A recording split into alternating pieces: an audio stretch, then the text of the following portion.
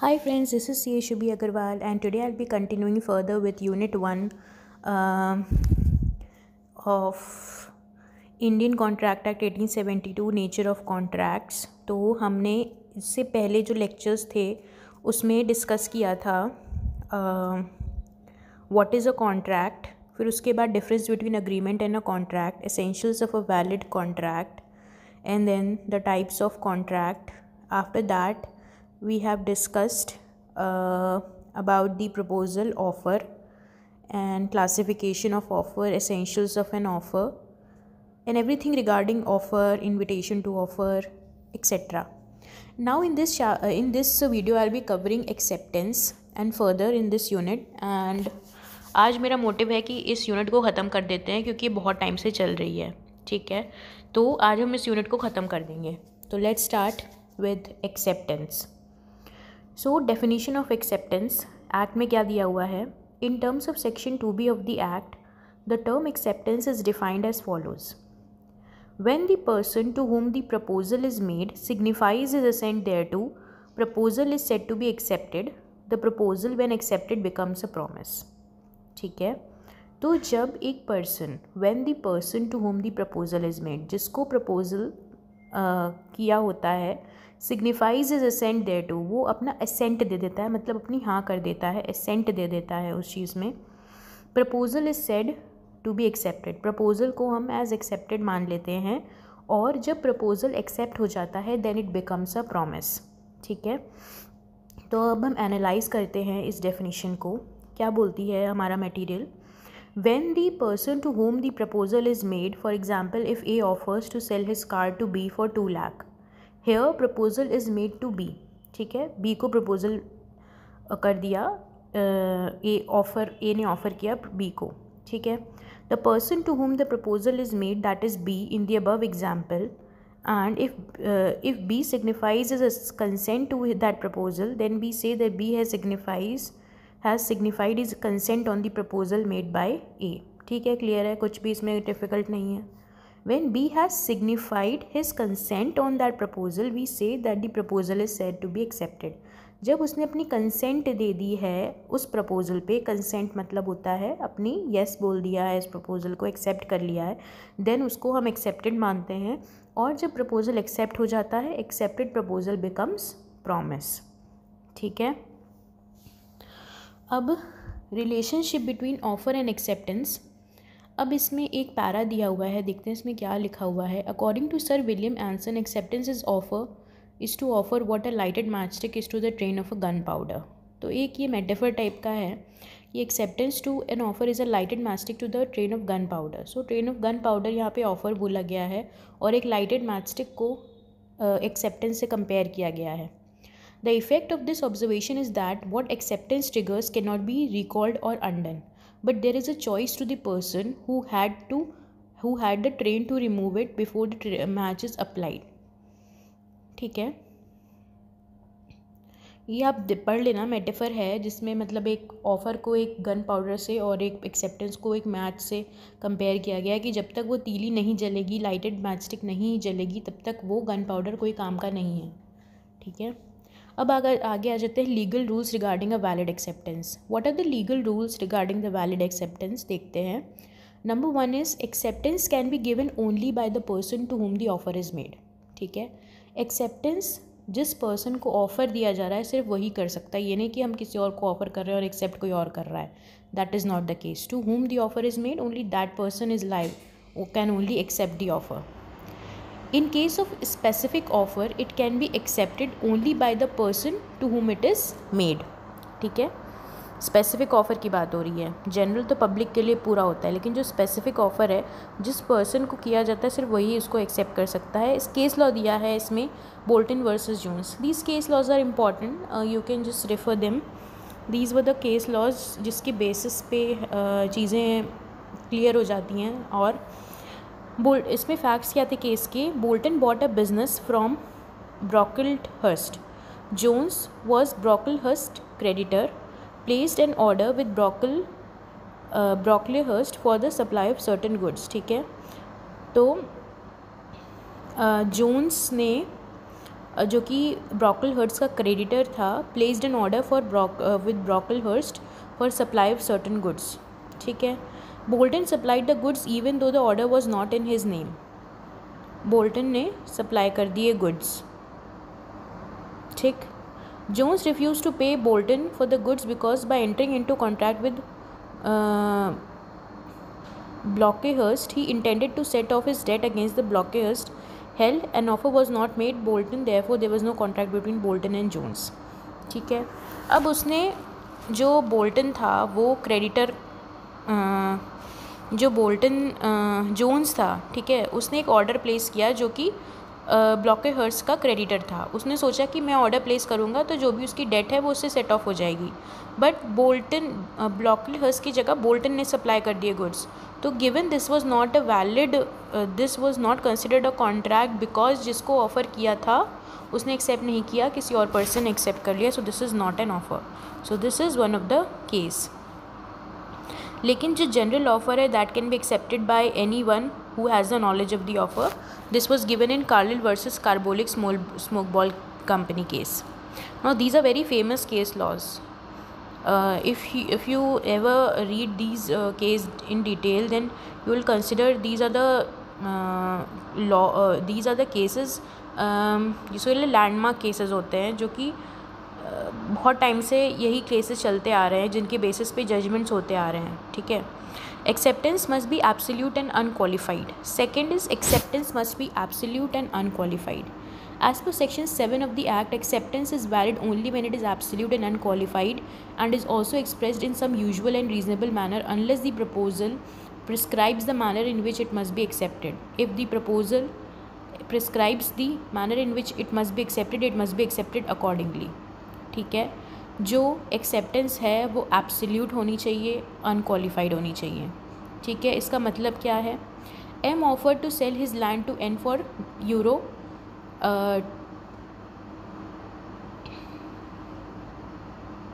M offered to sell his land to N for 280. N replied purporting to accept the offer, but enclosed a check for 80 only. He promised to pay the balance of 200 by monthly installments of 50 each. It was held N could not enforce his acceptance because it was not an unqualified one. इसमें एक qualification, एक condition उसने add कर दी है। जब कोई condition आ जाती है तो वो एक्सेप्टेंस वैलिड नहीं होती है। वो अनक्वालिफाइड एक्सेप्टेंस जिसमें कोई कंडीशन अटैच नहीं है उसी को हम वैलिड एक्सेप्टेंस बोलते हैं। एक और देखते हैं। A offers to sell his house to be for ₹30 lakhs. B replied that I can pay 24 lakhs for it. The offer is by A is rejected by B as acceptance is not unqualified. B however changes his mind and is prepared to pay 30 lakh. This is also treated as counter offer and is up to A to whether A to accept or not. अब ये case है union of India versus Bahulal AIR. You know these are very interesting cases. इसमें क्या हुआ, ए ने बोला B को कि 30 lakhs में तुम मेरा घर खरीद ले। बी ने बोला कि मैं 24 लाख दे पाऊँगा, तो वो ये ऑफ़र रिजेक्ट हो गया। ठीक है, लेकिन बाद में उसका मन बदला और उसने बोला ठीक है मैं 30 लाख में ख़रीद लूँगा। Now this is a counter offer, ये दूसरा ऑफ़र है जो उसने किया है। ठीक है, अब ये ए के ऊपर है कि वो बेचेगा कि नहीं बेचेगा।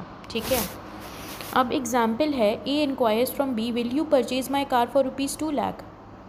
ठीक है, if B replies I shall purchase your car for ₹2 lakh if you buy my motorcycle for 50,000।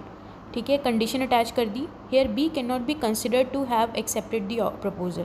ये हम देख चुके हैं, अनक्वालिफाइड होनी चाहिए, इसमें क्वालिफाई कर दी condition. If on the other hand B agrees to purchase the car from A as per his proposal subject to availability of valid registration certificate book for the car, then the acceptance is in place though the offer contain no mention of RC book. This is because expecting a valid title of the car is not a condition, therefore acceptance is unconditional. अब इसमें एक example दिया है कि वो suppose बोलता है कि मुझे एक वैलिड RC चाहिए कार के ख़रीदने में। अब ये कंडीशन नहीं है क्योंकि ये पता है कि अगर कोई कार अपनी बेचेगा तो उसको वैलिड टाइटल मिलेगा। So this is already imbibed in the contract, this is not a condition. तो ये एक अनकंडीशनल एक्सेप्टेंस मानी जाएगी। ठीक है, तो ये पॉइंट क्लियर है। Acceptance must be absolute and unqualified, कोई भी कंडीशन अटैच नहीं होनी चाहिए तभी वो वैलिड एक्सेप्टेंस होगी।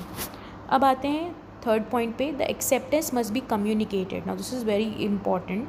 कम्युनिकेशन इज़ इम्पॉर्टेंट, ठीक है। तो इसमें क्या दिया है, to conclude a contract between the parties the acceptance must be communicated in some perceptible form. Any conditional acceptance or acceptance with varying or too deviant conditions is no acceptance. Such conditional acceptance is a counter proposal and has to be accepted by the proposer if the original proposal has to materialize into a contract. Further, when a proposal is accepted, the offeree must have the knowledge of the offer made to him. If he does not have the knowledge, there is no acceptance. The acceptance must specifically relate to the offer made, then only it can materialize into a contract. Simple बात है, अगर उसको knowledge ही नहीं है कि offer हुआ है तो वो एक्सेप्टेंस कैसे देगा। तो ऑफ़र भी हैज़ टू बी कम्युनिकेटेड, उसके बाद जो एक्सेप्टेंस है that has to also be communicated.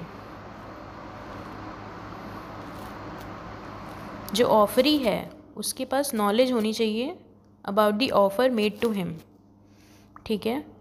अगर उसके पास नॉलेज ही नहीं है then there is no acceptance. Example से ज़्यादा क्लियर होगा।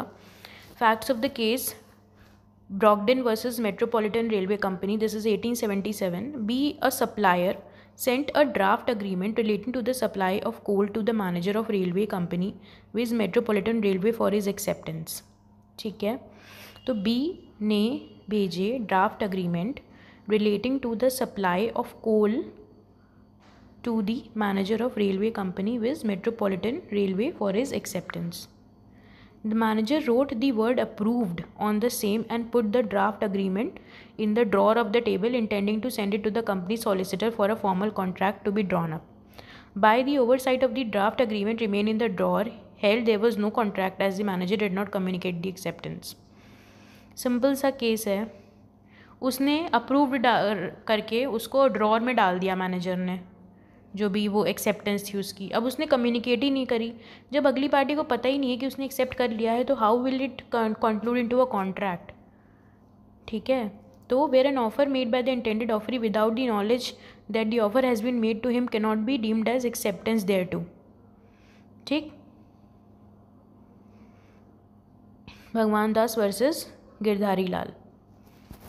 अब इसमें क्या था, where an offer made by the intended offeree without the knowledge that an offer has been made to him cannot be deemed as acceptance thereto.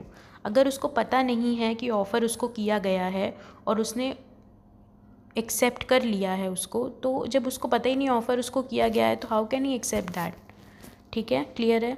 अब अगला देखते हैं, mere variation in the language not involving any difference in substance would not make the acceptance ineffective.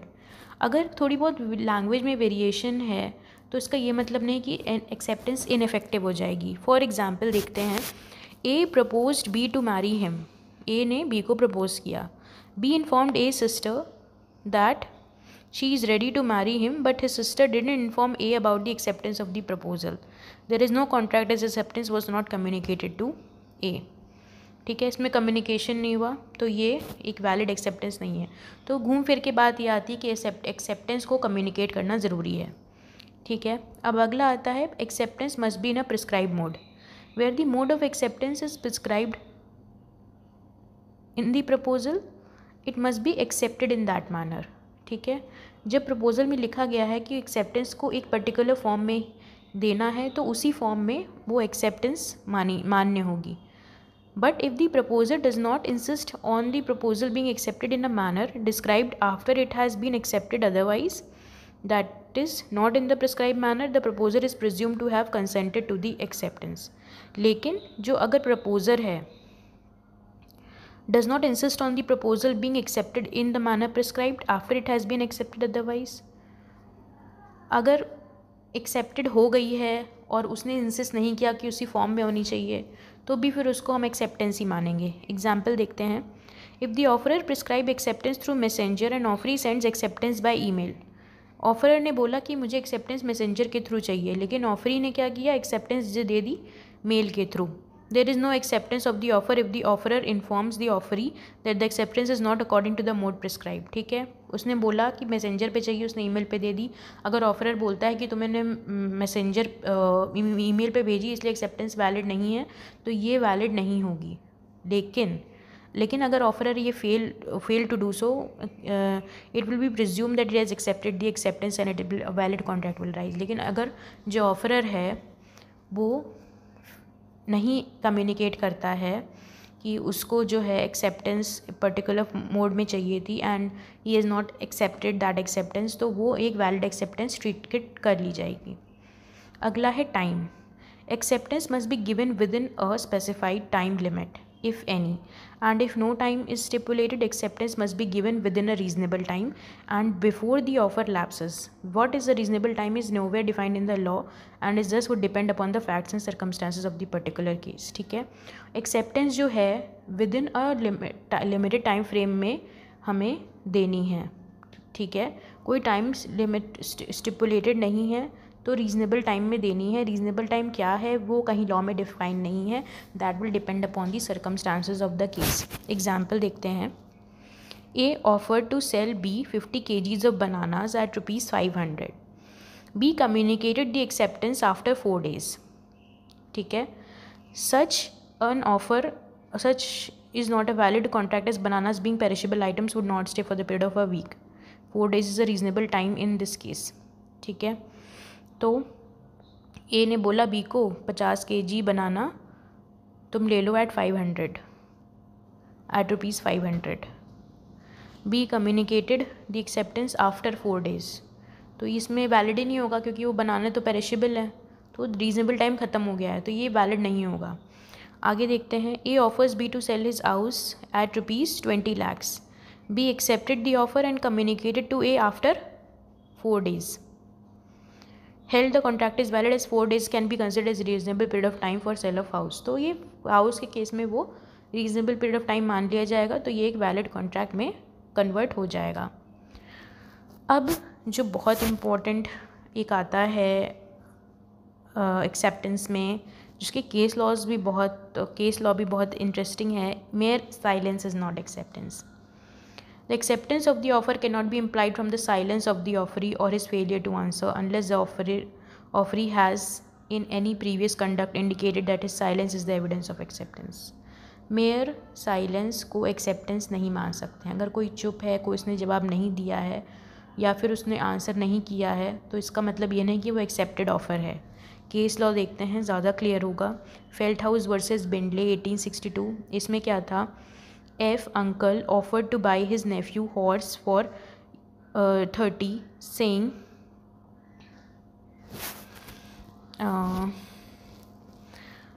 if I hear no more about it, I shall consider the horse mine at 30। ठीक है, तो the nephew did not reply to F at all। He told his auctioneer B to keep the particular horse out of sale of his farm stock as he intended to reserve it for his uncle।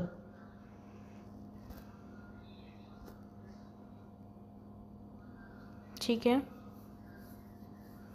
by mistake the auctioneer sold the horse। F sued him for conversion of his property।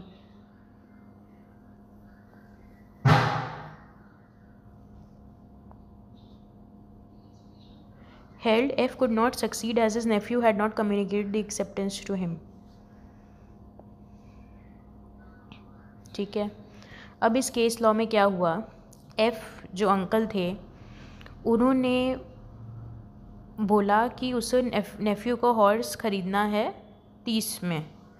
ठीक है,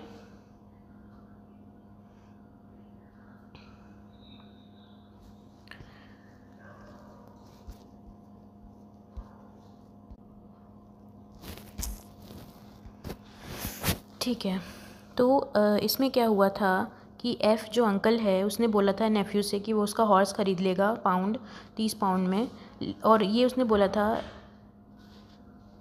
कि if I hear no more about it I shall consider the horse mine at £30। ठीक है, if he shall no more consider about it I shall consider the horse mine at £30। तो अगर वो कुछ भी नहीं सुनेगा, मतलब कुछ भी नहीं बोलेगा, तो वो उसको नेफ्यू का हॉर्स उसको खुद का कंसिडर कर लेगा 30 पाउंड्स में। Nephew did not reply to F at all. Nephew ने कुछ भी रिप्लाई नहीं किया एफ को, ठीक है। लेकिन उसने बोला ऑक्शनियर को, नेफ्यू ने, कि he told his auctioneer B to keep the particular horse out of sale of his farm stock as he intended to reserve it for his uncle. उसने ये बोला ऑक्शनियर को कि उसको अलग रख दो, बेचो नहीं, ठीक है। लेकिन गलती से ऑक्शनियर ने उस हॉर्स को बेच दिया। तो क्या हुआ, F sued his Neiphiu for conversion of his property, लेकिन F could not succeed as his nephew had not communicated his acceptance to him. तो communication is very important. Mere silence is not acceptance. Okay. एक और example है, A subscribed for weekly magazine for 1 year. Even after expiry of his subscription, the magazine company continued to send him magazine for 5 years. And also A continued to use the magazine but denied to pay the bill sent to him. A would be liable to pay as his continued use of magazine was his acceptance of the offer. अब ये देखो, ये जो है, अगर आप इसमें बोलोगे ये तो साइलेंस है, कुछ भी कम्युनिकेट नहीं हुआ, लेकिन वो कंटिन्यू कर रहा था मैगज़ीन को यूज़ करना, तो वो कंटिन्यू कर रहा था, तो this is a kind of implied acceptance कि उसको यूज़ कर रहा है तो वो उसके लिए पे करेगा ही करेगा, ठीक है। तो इस टाइप के केस लॉज आ सकते हैं आपके एग्ज़ाम्स में। अगला है last, acceptance by conduct, implied acceptance, ठीक है। इम्प्लाइड एक्सेप्टेंस जो कि कंडक्ट के थ्रू हम शो करते हैं। Section 8 of the act lays down that the performance of the conditions of a proposal or the acceptance of any consideration for a reciprocal promise which may be offered with the proposal constitutes an acceptance of the proposal. This section provides the acceptance of the proposal by conduct as against other modes of acceptance, that is verbal or written. Therefore, when a person performs the act intended by the proposer as consideration for the promise offered by him, the performance of the act constitutes acceptance. साफ बात, इसमें conduct के through acceptance communicate होती है। Example से clear हो जाएगा। When a tradesman receives an order from the customer and executes the order by sending the goods, the customer's order for goods constitute the offer which has been accepted by the tradesman subsequently by sending the goods. It is a case of acceptance by conduct, okay. तो उसने accept कर लिए goods, so it is a case of acceptance by the conduct. इसमें कोई भी communicate नहीं करी गई है एक्सेप्टेंस बाय वर्ड्स, ये इम्प्लाइड। अब ये इसको हम मेयर साइलेंस नहीं बोलेंगे, इसमें कंडक्ट से बता दिया है कि वो एक्सेप्टेड है। कुछ भी अगर कुछ भी नहीं किया तो वो साइलेंस है, वो कम्युनिकेशन नहीं हुआ, तो एक्सेप्टेंस वैलिड नहीं है। लेकिन अगर कंडक्ट से बता रहे हैं किसी भी तरीके से कि वो ऑफ़र एक्सेप्ट कर रहे हैं, तो वो हम एक्सेप्टेड मान लेते हैं। ये हो गए हमारे क्या rules regarding a valid acceptance, जिसमें हमने देखा acceptance can be only given by person to whom the offer is made, acceptance must be absolute and unqualified, acceptance must be communicated, then acceptance must be in prescribe form mode, then time, mere silence is not acceptance, and acceptance by conduct और implied acceptance. अब आ जाते हैं अगले topic पे, that is communication of offer and acceptance, ठीक है। तो स्टार्ट करते हैं। Communication of offer and acceptance. The importance of offer and acceptance is in giving effect to a valid contract was explained in the previous paragraphs. One important common requirement for both offer and acceptance is their effective communication. Effective and proper communication prevents avoidable revocation and misunderstanding between the parties.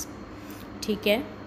When the contracting parties are face to face, there is no problem in communication because there is instantaneous communication of offer and acceptance.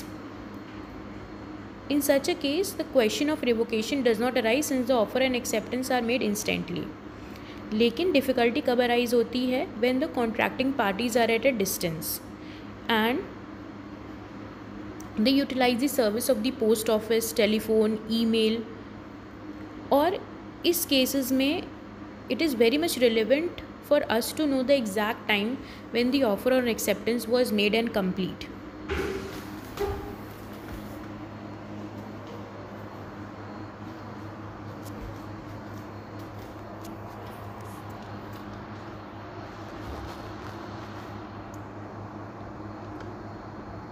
ठीक है,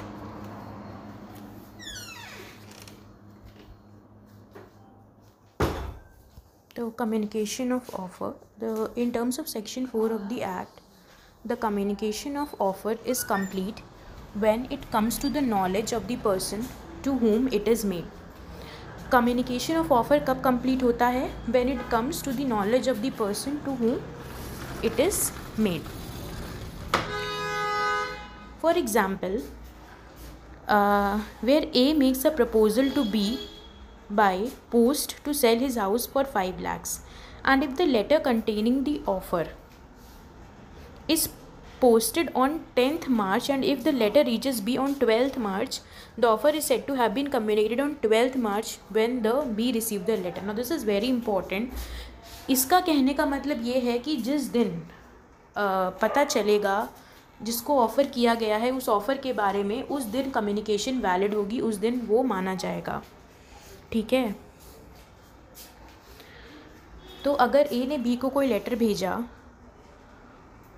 containing the offer on 10th मार्च और वो B के पास 12 मार्च को पहुंचता है, तो the offer is set to communicated on 12 March when B received the letter. Thus it can be summed up that when a proposal is made by post, its communication will be complete when the letter containing the proposal reaches the person to whom it is made. May receiving of the letter is not sufficient, he must receive or read the message contained in the letter. He receives the letter on 12th March but he reads it on 15th March. In this case offer is communicated on 15th March. अब ये भी एक important चीज़ है, उसके पास letter तो पहुँच गया लेकिन उसने उसको पढ़ा ही नहीं, तो जब तक वो उसको पढ़ेगा नहीं तब तक उसको नहीं माना जाएगा कि कम्युनिकेट हुआ है. If he reads it on 15th मार्च तो 15th मार्च को ऑफ़र माना जाएगा कि 15 मार्च को ऑफ़र कम्युनिकेट हुआ. Communication of acceptance. अब एक्सेप्टेंस का क्या है? There are 2 issues for discussion and understanding. They are the mode of acceptance and when the acceptance is complete. Let us first consider the mode of acceptance. Section 3 of the Act prescribed in general terms 2 modes of communication, namely by act and by omission, intending thereby communicate to the other or which has the effect communicating to the other. अब 2 type से communication हो सकती है. Either it can be by act or either it can be acceptance by omission to do something. ठीक है. Communication of act में क्या हो गया? That will include expression of words, whether written or oral. Written words will include letters, telegrams, faxes, emails, even advertisements. Oral words will include telephone messages, conduct intended to communicate like positive acts or signs, or the person understand what the person acting or making signs means to say. तो ये by act जो communication हुआ वो communication by act में आ गया. Omission to do something में क्या आ गया? Such omission is conveyed by conduct or by forbearance on the part of one person to convey his willingness to the assent. However, silence would not be treated as communication by omission. Example देखते हैं तब समझ में आएगा. A offers 50,000 to B if he does not arrive before the court of law as an evidence to the case. B does not arrive on the said hearing date of hearing. Here omission of doing the act amounts to acceptance. Omission कोई चीज़ नहीं करनी है उसके बारे में बोलता है. तो एग्जाम्पल में हमने देखा कि ए ने बोला बी को 50,000 रुपये देगा अगर वो कोर्ट ऑफ लॉ में नहीं अपीयर होता है. बी ने कुछ नहीं कहा, कुछ भी नहीं बोला, बस वो आया नहीं उस दिन, तो ये एक्ट ऑफ ओमिशन हो गया. So this is a way of communicating of acceptance bye omission. अब तीसरा आता है communication bye acceptance by conduct. ये क्या होता है? For instance, delivery of goods at a price by a seller to willing buyer will be understood as a communication by conduct to convey acceptance. ठीक है. Similarly, one need not explain why one boards a public bus or drops a coin on the weighing machine. Conduct से जो कि हमारे मतलब conduct से पता चल जाता है, ठीक है। अगर वो बस में चढ़ा तो इसका मतलब उसने ऑफ़र एक्सेप्ट कर लिया कि वो बस में राइड करेगा, ठीक है। उसने कुछ बोला नहीं, किया नहीं, बस एक कंडक्ट के थ्रू उसका हो गया। The offer issue in communication of acceptance is about the effect of act or omission or conduct. These indirect efforts must result in effective communicating in acceptance or non-acceptance. अब आगे आते हैं. Communication is let us come to know to the issue of when communication of acceptance is complete. कब माना जाता है कि communication of acceptance complete है? In terms of section 4 of the act, it is complete as against the proposer when it is put in the course of transmission to him so as to be out of the power of the acceptor to withdraw the same, as against the acceptor when it comes to the knowledge of the proposer. ठीक है, तो communication कब complete माना जाता है? Proposer के लिए कब माना जाता है कंप्लीट? जब वो पोस्ट ट्रांसमिशन हो गया है उसका और अब वो एक्सेप्टर की पावर के it is out of the power of the acceptor to withdraw the same. अब एक्सेप्टर विड्रॉ नहीं कर सकता. और एक्सेप्टर के लिए कब कम्युनिकेशन कंप्लीट होता है? जब वो नॉलेज ऑफ द प्रपोजर के आ गया है. When a proposal is accepted by a letter sent by post. अब पोस्ट के केस में क्या होता है? The communication of acceptance will be complete as against the proposer when the letter of acceptance is posted and as against the acceptor when the letter of reaches the proposer. ठीक है, ये हम already discuss कर चुके हैं ऊपर. अब देखते हैं for instance in the above example, if B accepts A's proposal and sends his acceptance by the post on 14th, the communication of acceptance as against A is complete on 14th. ठीक है, that is when the letter is posted. As against B, acceptance will be complete when the letter reaches A. Here A, the proposer, will be bound by the B's acceptance even if the letter of acceptance is delayed in post or lost in transit. ठीक है, यहाँ proposer B's acceptance के लिए bound होगा even the letter is delayed, क्योंकि वो अब उसकी पावर से जा चुका है और अब उसने अपना एक्सेप्टेंस दे दिया है. The golden rule is proposer becomes bound by the contract the moment acceptor has posted the letter of the acceptance, but it is necessary that the letter is correctly addressed, adequately stamped and duly posted. In such an event, the loss of letter in transit, wrong delivery, non-delivery, etc. will not affect the validity of the contract. However, from the point of view of the acceptor, he will be bound by the acceptance only when the letter of acceptance has reached the proposer. जो acceptor है वो bound कब होगा? जब वो proposer के पास पहुँच गया है. So it is crucial in this case that the letter reaches the proposer. If there is no delivery of the letter, the acceptance could be treated as having been completed from the viewpoint of the proposer but not from the viewpoint of the acceptor. Of course, this will give rise to awkward situations of only one party to the contract being treated as bound by the contract. लेकिन ये ऐसे ही है, exam point of view से आता है, इसको आप देख लेना. एक्सेप्टेंस ओवर टेलीफोन और टेलेक्स और टैक्स. अब टेलीफोन के ऊपर कैसे एक्सेप्टेंस हम देखते हैं.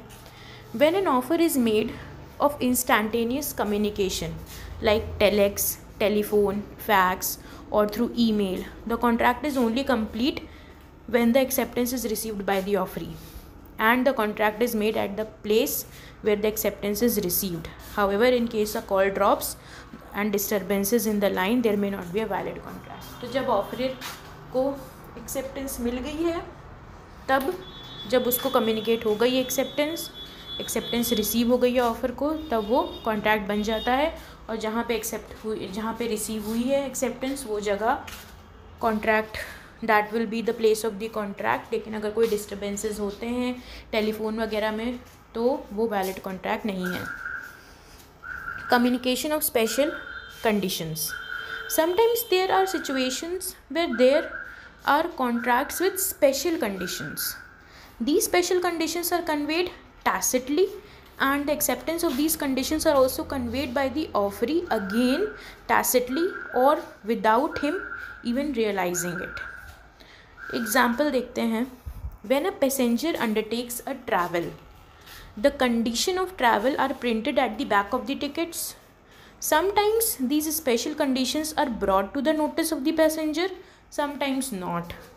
In any event, the passenger is treated as having accepted the special condition the moment he bought his ticket. Clear है? अब उसको कम्युनिकेट तो कर दिया है, उसको नॉलेज में आई नहीं आई उससे मतलब नहीं, उसने टिकट खरीद ली मतलब उसने एक्सेप्ट कर लिया. तो ये हो गई communication of special condition. Now when someone travels from one place to another by air, it could be seen that special conditions are printed at the back of the air ticket in small letters. In a non-computerized train ticket, even these are not printed. Sometimes these conditions are found to have been displayed at the notice board of the airline office, which passenger may not have cared to read. The question here is whether these conditions can be considered to have been communicated to the passenger of the airlines, and can the passengers be treated as having accepted the condition. The question of this answer was in affirmative, और ये किस case में held हुआ था कि ऐसा होगा, उसको हम मानेंगे. Mukul Datta versus Indian Airlines 1962, where the plaintiff has travelled from Delhi to Kolkata by air and the ticket bore conditions in the fine print, but such terms and conditions should be reasonable. Example एक और है, where a launderer gives his customer a receipt for clothes received for washing. The receipt carries special conditions and are to be treated as having been duly communicated to the customer, and therein a tacit acceptance of these conditions is implied by the customers. ठीक है, तो ये जो conditions लिखी होती हैं और हमने वो चीज़ कर ली, वो सर्विस अवेल कर ली, तो वो हम ऐसा माना जाता है कि हमने वो सारी conditions मान ली. Case law Lily White versus Manuswamy. अब ये केस है. P delivered some clothes to dry cleaner for which she received a laundry receipt containing a condition that in case of loss, customer would be entitled to claim 15% of the market value of the article. P lost the new sari. Here the terms was unreasonable and P was entitled to recover full value of the sari from the dry cleaner. In the cases referred above, the respective documents have been accepted without a protest and hence amounted to tacit acceptance. अब देखते हैं, ये एक नया चीज़ है. जो terms हैं, जो स्पेशल कंडीशंस हैं, दे मस्ट बी रीज़नेबल. अगर वो अनरीज़नेबल हैं तो वो इन्फोर्स नहीं हो पाएंगी, रीज़नेबल होनी चाहिए. देख रहे हो आप, हर चीज़ इतनी डिटेल्ड में है इसमें, मतलब एक एक माइन्यूट चीज़ें हैं जो आपको देखनी है इसमें. So this law has to be done in very इसको कहते हैं detailed manner. You can not leave anything in this. Standard form of contracts.